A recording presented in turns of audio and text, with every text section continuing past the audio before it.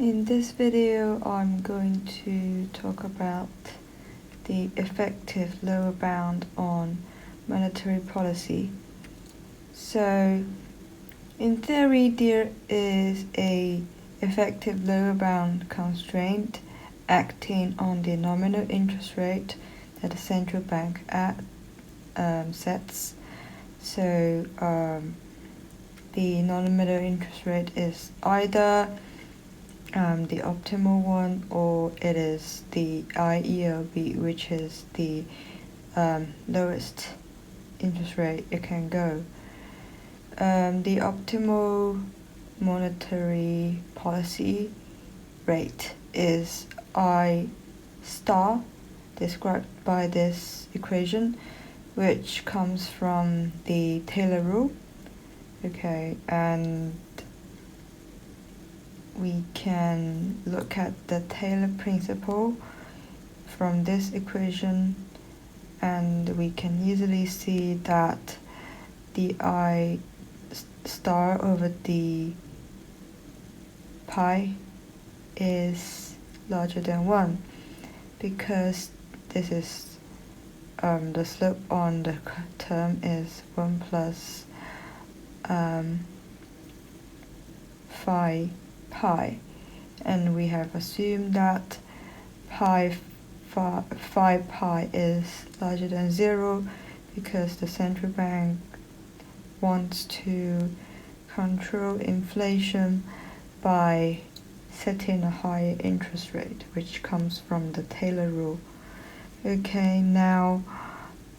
we can also see from this equation that when pi is larger than pi star, then r star is larger than r, and this translates into the fact that the optimal nominal interest rate is larger than the neutral interest rate I tilde, and I've just defined the neutral nominal interest rate as the interest rate when the real interest rate is at its natural level, r bar. So this is what this I tilde means. And how do I derive the r star is larger than r bar inequality? Let's just look at the equation for the optimal nominal interest rate, and we forget about the term about y minus y bar, which is the output gap. If we forget about that term, then we can see that when pi is larger than pi star, the term on the right hand side is added by a term that is non-zero, so I star is larger than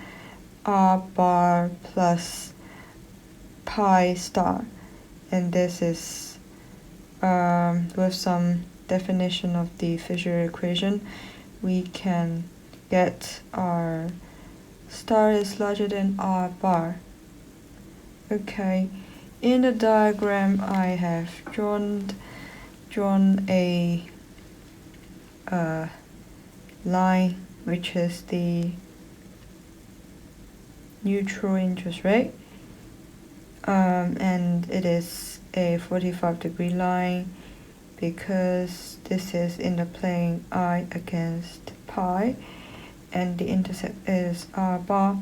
And we have also drawn the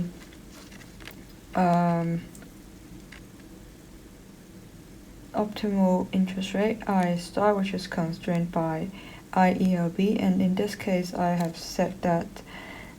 the IELB is 0, and of course it can be non-zero. Okay, the two curves intersect at pi star, and why is that? Well, if you substitute r pi equals pi star into the equation, then you can find that I is equal to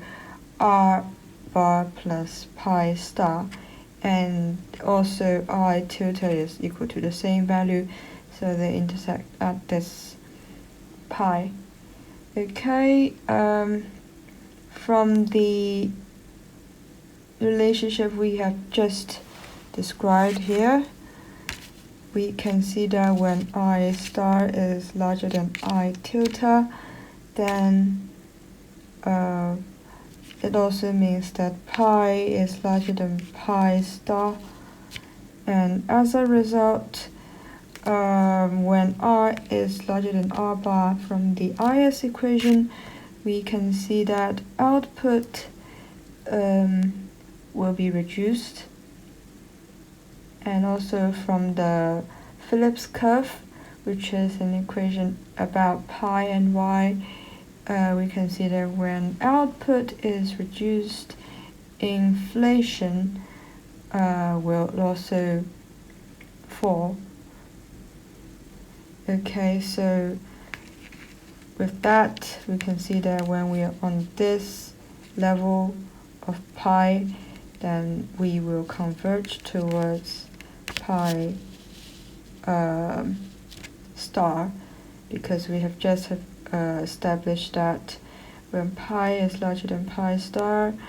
this has led to a fall in output through the IS and a fall in the inflation for the Phillips curve. Okay,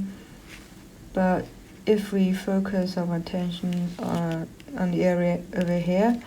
now we have that I star is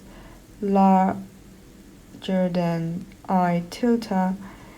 and from that we can see that pi will reduce and